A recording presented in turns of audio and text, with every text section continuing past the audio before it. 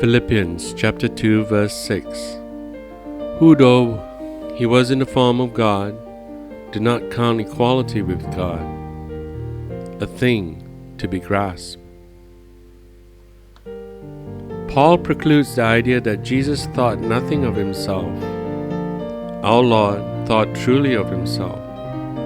There was no assertion in any shape or form, or no presumption. It was along this line that Satan tempted him. Remember who you are. You are the Son of God. Then assert the prerogative of sonship. Command that these stones become bread. Do something supernatural. Cast yourself down from hence.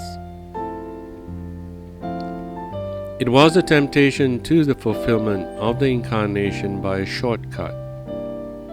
Each time the temptation came, our Lord blunted it, as in John chapter 6 verse 38. For I have come down from heaven not to do my own will, but the will of him who sent me.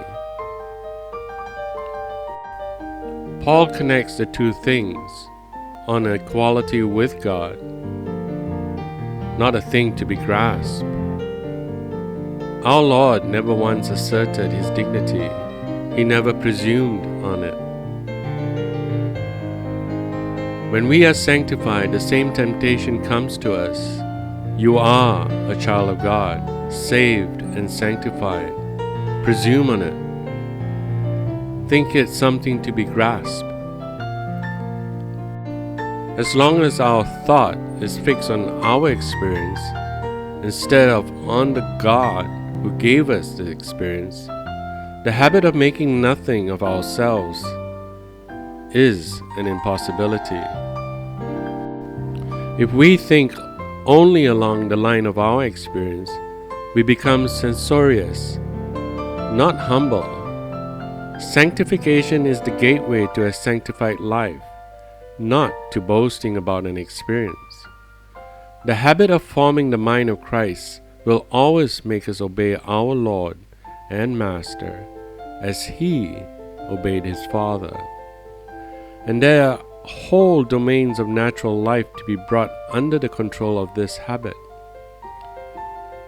It is not sinful to have a body and a natural life. If it were, it would be untrue to say that Jesus Christ was sinless, because He had a body and was placed in a natural life. But He continually sacrificed His natural life to the world. But He continually sacrificed His natural life to the Word and the will of the Father, and made it a spiritual life. And we have to form the same habit. It is the discipline of a lifetime. We cannot do it all at once. We are absolutely dependent, and yet, strange to say, the last thing we learn spiritually is to make nothing of ourselves.